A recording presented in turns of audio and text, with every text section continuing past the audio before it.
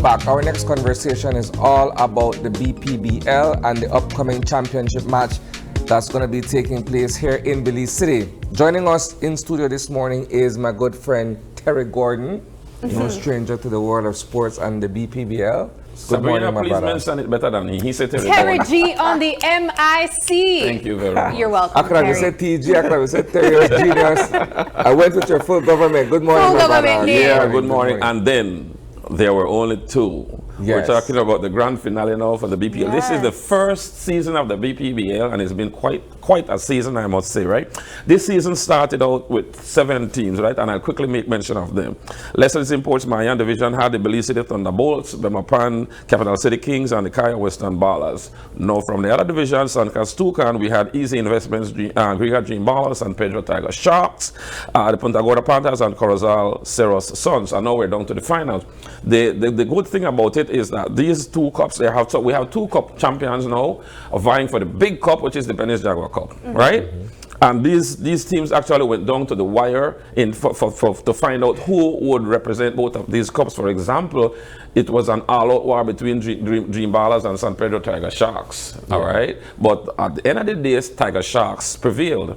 On the other side, Thunderbolts as well, it was also a game that went all out, and the final score had it where at the very last moment, the team from that's the Kaya Western Ballers was able to prevail over the Belize City Thunderbolts. So Western Ballers will be sending players like Arik Nicholas, their finals MVP, their division finals MVP. They're going to be sending a high-flying Jaheim Siego, as well as the sharp-shooting Devon Campbell. On the other side now, all right, for San Pedro Tiger Sharks, we're going to be seeing their division finals. Jihad Wright, ably assisted by the big rebounder, who extraordinaire Brian Bessel White, and their speed demon, Francis 90 Arana. These are the 2 teams that are going at it, and it's all happening this Friday night at the Civic. All right, game 1 is at the Civic. It's going to be preceded at 7:30 with a celeb game. As you may remember, the All-Star Weekend, we had a very much entertaining celeb game that was won by the Sancas team. Yes. All right, the Tucan division, Sancas Tucan team prevailed over the Leslie's Mayan team. What team were you on, Sabrina? The winning team. Ah, shucks. And I saw they made every effort to make sure you scored. I mean, yes, a bit painful why are you to watch. making it seem like they made the effort? I did all of that on my okay, own. then, all right. They made sure they opened the lane for you and all of that, you know. Look, it's the first time I've seen a woman attempt to shoot a free throw or to at least score a bucket in heels. Oh, darn.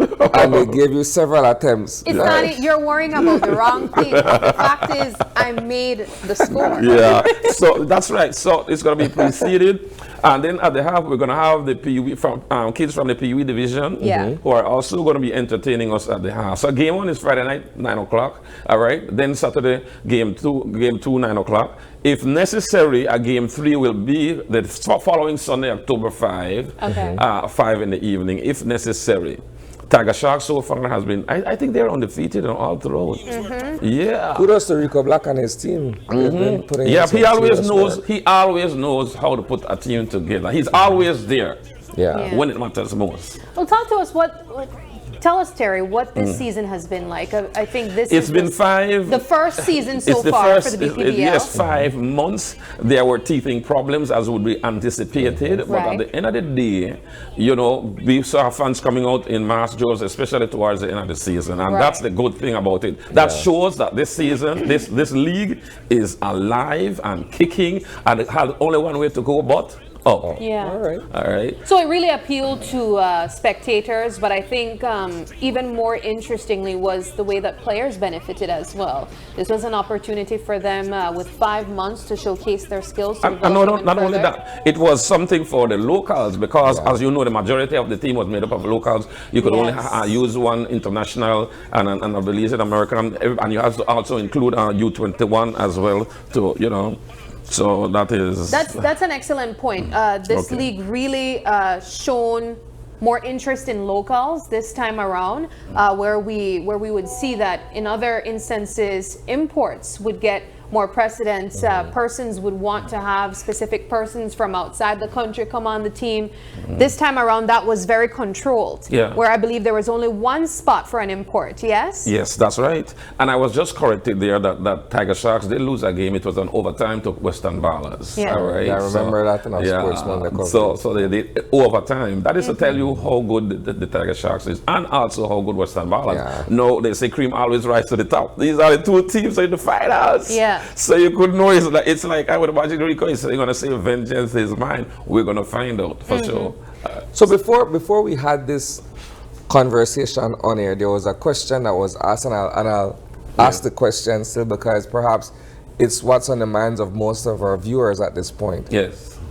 Why Belize City for the finals as opposed to these respective municipalities where the final teams are from? Well, it all boils down to dollars and cents, literally, okay? And that is the reason why. The Civic Center could hold how much? That's A lot about more. 5,000. All right, good. All right, I rest my case. All right. So we're trying to draw as many fans Good of from either all the over. two So we're teams. anticipating there's going to be bus loads from Cayo And boatloads from San and Pedro. boatloads from San Pedro. Even though they call Civic Center home, no Tiger Sharks do call Civic Center home. But we know that Rico's faithful fans from the Keys who are longing for their team back. Hopefully that will happen someday soon when they get a good court that is able to sustain that sort of league. Okay, maybe that's when that's going to happen. But until such time, Rico Black calls the San Pedro Tiger Sharks called Civic Center home. Yeah. What's on the line, Terry? What's the winning team walking away with? $15,000. What is And $1,000? 20 gold rings. And 20 gold rings. And 20 and a 20 gold partridge rings. in a pear tree. You got it. So now the big thing is that this tomorrow there is going to be, all right, let's say the Jaguar will be played in all this. All right, good. I got that. I figured that would have been the case. I'm being prompted here by somebody who couldn't show up because he had the flu. I won't say That's who. okay. I'm a little I bit won't- under I the won't weather say as well. who, I but I'm understand. glad that he is prompting me because he is saying that we are going to. Each court will get a chance to host the finals. Anybody who has a wooden court, though. Okay. All right, because we don't want to take a toll on the knees of the players, and that sort of thing. So we start first with Belize City. Thank you very much, Mr. Prompter. All right. So you said $15,000, 20 gold 20 rings, gold rings. and okay? bragging rights And as of the course, first as the winner first, as of the very first. season 1 of the BPBL. Yeah, good. So, no, having said that, we want to advertise the fact that tomorrow, 2 o'clock in the afternoon, we're going to have this big press conference where the whole media is invited, and that is going to be at the Grand Resort. All right, this is going to be right at the Grand Resort. You know where that is? Halover Bridge. Okay, and we are going to showcase all the finalists or the trophies, or I should say, we're going to give away the regular season awards, the regular season, and there are about 12 of them. So like MVP. All so of on 12 and so regular forth. season awards are going to be presented tomorrow, 2 o'clock at the Civic. So this is something That for is you Civic guys. Grand So- Resort. Yes, at the Grand Resort. Okay, and we're also going to showcase, and for the very first time, the Belize Jaguar Cup. Yes, that is what we're going to be showcasing tomorrow. So you guys are going to get the first-hand experience of that even before you present it in your evening news. What were some key moments throughout the season and standout players, Terry? Well, as we the key moments obviously would be the All-Star weekend. Yes. When we had people like you at the celeb game and so on, definitely. All right, and also showing that indeed these teams are competitive. Punta Gorda Panthers, they are no slouch. They were able to win a couple of games, and that is a big plus for them, considering what it was for them the last time they showed up in the league. That's for sure. All right. Then, of course, we the fact that we have most of the youngsters who are able to showcase their talent. That is a good thing, including a certain player from Belize City Thunderbolts, all right, who is junior. Luis Sosa, Jr. I'm just saying, I had to put in a plug for you, Luis. Yes. Right? Because his son really came to play, especially in the latter part of the games that Thunderbolts needed, needed some points, as you would put it like that. So it was good to see the youngsters proving that they belong in the league. So you have been around basketball for quite some time in its various forms by leagues and so on. For sure. With the BPBL having its inaugural season, and you mentioned earlier having some teething issues in the very first few weeks or months of this season. Yes. What is one of the biggest takeaways you are going with from this season that perhaps you want to see improved next year, either by teams or by the organization of the games? Well, it would definitely have to be that we would like to see the local players get that opportunity, you know? Yeah. And that is the main thing, that is the main focus, that is the reason for the league. So that would be something for sure that we would like to see them. And we would like to see coaches, you know, getting themselves more educated. Yeah. So we don't have them just taking and saying, all right, but we'll take a break now. All right, we'll take a leap pass, make sure you drink your water and go back into the game and play hard, okay? No, we know at this level, no. At this level, at different levels, and these are the things that we want to do definitely.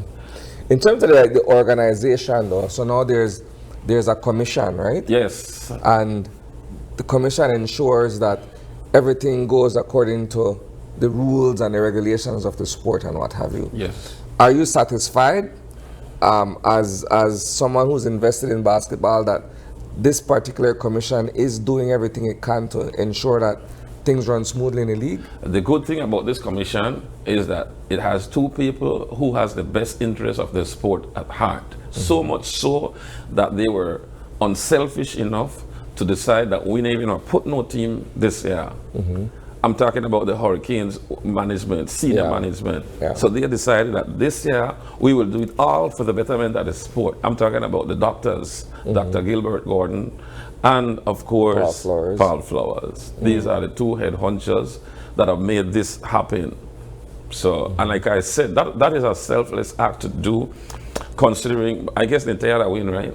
At the Hurricanes level, I'm just saying. Yeah. Well, I think it definitely ushered in an opportunity for all players across the country to get a chance to showcase their talents as well. Yes. We do know that a lot of the gentlemen that appear on these courts and perform their hearts out, they get further opportunities outside of the country as well. Some of them get scholarships, some of them get scouted by other teams as well. Yes. So this is a wonderful example of how the sport of basketball has been giving greater opportunities to Belizeans. And it also stimulates the local economy in these areas. All right, that is what it does. So whenever you know San Pedro Tiger Sharks is coming to town, you know you got to bring out your A game. And when you know Western Ballers and Thunderbolt, same thing, you got to bring out your A game. So that's good for the sport because everybody come out.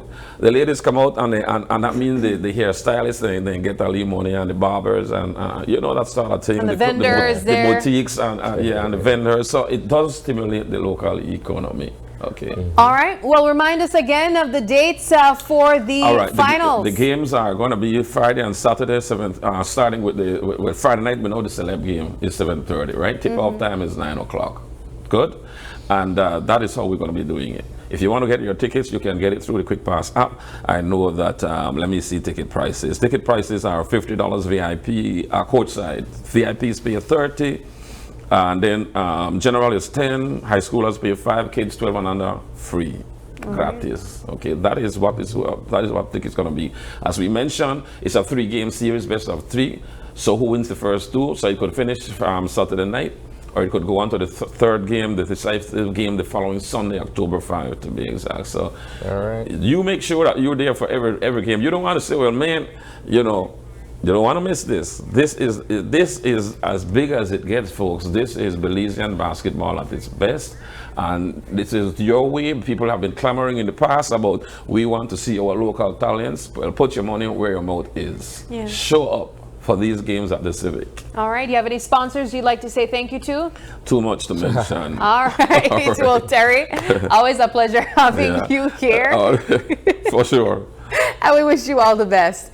We take another quick break, but before we do so, let's take a way back Wednesday, a flashback Wednesday, whatever you guys call it today, and head over to Chalk Creek where we visited the butterfly farm. Welcome to a world of winged wonders. Today, we're taking you on a journey to the butterfly farm at Chalk Creek in the Coyote District. Join us as we uncover the secrets to this dazzling but delicate sanctuary where butterflies reign supreme.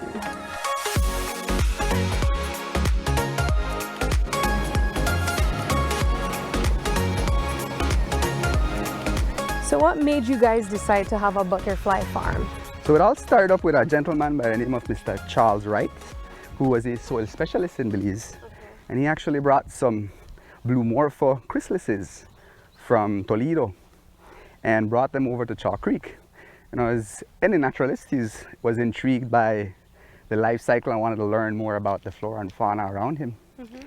And he eventually started up a little nursery program with the Granadillo and also the chrysalises that he brought. Now the Granadillo is actually the host plant for the blue morpho. So Mr. Charles wanted to find out what was the life cycle of the blue morpho butterfly. And in doing so, he brought along with him, as I mentioned before, the ant plant or Granadillo, which is the host plant. So we feed these to our blue morpho caterpillars. The plant itself contains cyanide in there, which protects the caterpillars from any predators, being birds, geckos, scorpions, stuff like that, right? So the first couple of weeks, the first 2 weeks, we will generally harvest very young leaves so that the caterpillars are able to chew it properly. Softer. Exactly, yes. Like baby eating soft food. That's right, that's right. All right, got you. So as they molt and get a bit older, we then look for leaves that are not very hard, but not as soft as this, More right? mature leaves. A bit more mature leaves. In the later stages, so anywhere from about 6 to 10 weeks, we can harvest leaves that are a bit harder in texture. And the caterpillars are also a lot more hungry. So that song, the hungry, hungry caterpillar, that's true. I'm here thinking, so this is the food for the blue morpho. So are we saying that there are specific host plants for specific caterpillars or butterflies? That's right, that's right. So for example, we have 3 different species of butterflies that we rear at our butterfly exhibit. The blue morpho being the main showcase. But we also have the owl and malachite butterflies. The owl butterfly the owl caterpillar, sorry, will feed mainly on plants in the Musaceae family. So banana leaves, plantain leaves, heliconias. These are the leaves we want to collect for the owl caterpillars. So you have to know exactly what plant the specific caterpillar will eat. Yeah. Otherwise we lose them. Oh wow. It's quite important to us. Even the harvesting of the leaf plays a part in our sustainability. We will usually prune or cut the plant in areas where it has joints so new shoots can start growing. Got you. The plant itself, the Granadillo, as it matures, we'll also use it for lumber. So at our woodwork shop, no? How many blue morpho caterpillars are you guys currently feeding? Whew, a lot. But we can take a closer look. So if you'd like to join me, I'll show you a few. Okay. And then I maybe could feed them myself. Yes, definitely.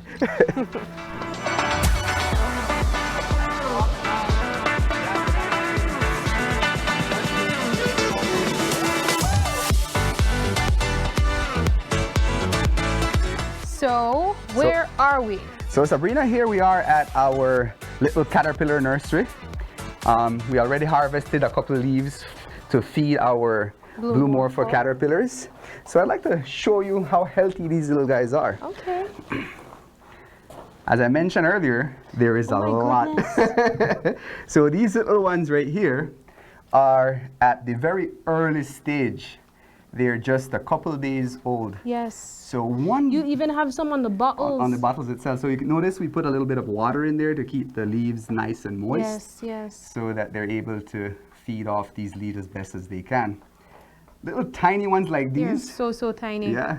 Have just hatched out of their eggs. Oh, wow. Guess how much eggs one butterfly can lay? Take a wild guess. 100.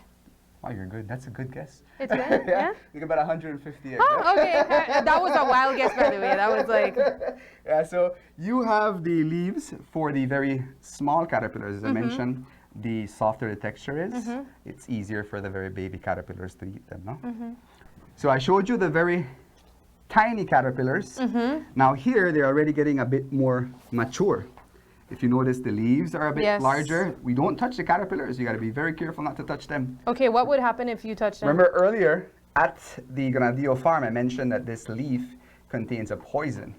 That poison is called cyanide. So these little guys have nettles or little hairs on them that if it gets on your skin, it can cause itching and irritation. Okay. So they have a very, very good protection from What predators. are these little black spots on the leaf? So that's caterpillar dung. Oh! Every day, hence the reason why we have two ladies that do a great job in here in caring for these caterpillars. Every day these leaves are cleaned. Okay. And new leaves are placed in there That's so to make funny. sure you have fresh leaves for these caterpillars. The different caterpillars come in different sizes also, right? So I'll show you some of the stage just before we take them out of the boxes. This is the stage here. Oh, yes. These are the And class place them- project ones. That's that right. We, oh, you said those. Don't careful. These are the ones that will be taken out of the boxes and placed into more of a natural environment so that they could live out the rest there. How old would you say the caterpillar is at this stage? At this stage, they're approximately 4 to 6 weeks old here. Okay. The egg stage will live for about 10 days. In the larval stage, about 10 weeks. And 2 weeks in the chrysalis stage. As they emerge from the chrysalis, the adult butterfly can live for about 3 weeks. Only 3 weeks. Don't be sad.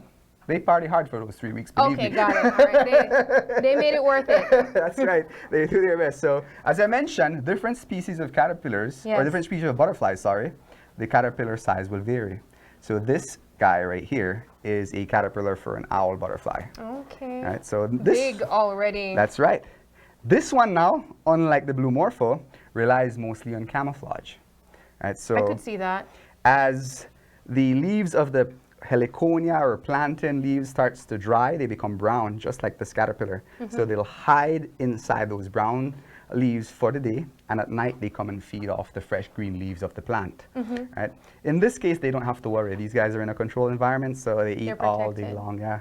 So the malachites feed off a Ruellia species called the shrimp plant. You're able to take a look at that right there.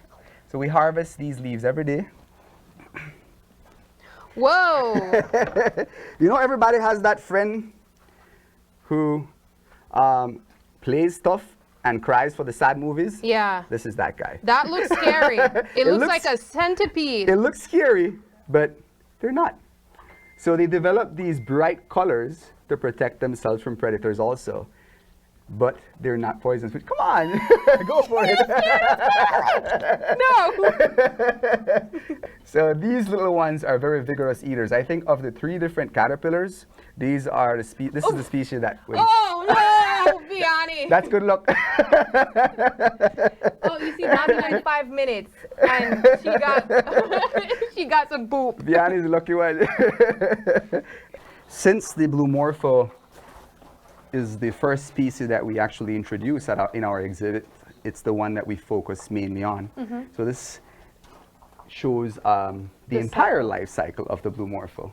At the end of the 5th instar, or 10 weeks, they start changing from this yellowish red color to a green caterpillar, which we commonly call our pre-pupa or our greenie. At this point, they will actually start hanging off a silk that they will spin, and they'll hang out there for about 4 days. Now, what occurs here is quite amazing. These little guys literally digest themselves from the inside out. So with that being said, if I were to open this chrysalis, what do you think is in there? The caterpillar. You think so? And goo and... There you go, goo. Ugh. There is nothing that actually resembles a caterpillar or a butterfly as yet. It's all just goo. And just within 2 weeks, they will reform into a beautiful blue morpho butterfly. Wow. As they emerge, the wings are about the size of a nickel or a 10-cent Belize, right? It takes about 10 to 15 minutes for them to fully stretch their wings out and another 2 to 3 hours to dry off. So at this point, these little insects are quite vulnerable. They hang out there until the wings are dried. Once the wings are dried, as I promised you, they party very hard. So they party hard for about 3 weeks, right? They feed off fruit juices, preferably fermenting fruit juices. They find a partner? That's right, they find a partner, they copulate for several hours, and then eventually the females then seek out the host plant and will lay close to about 150 eggs. Wow. Yeah.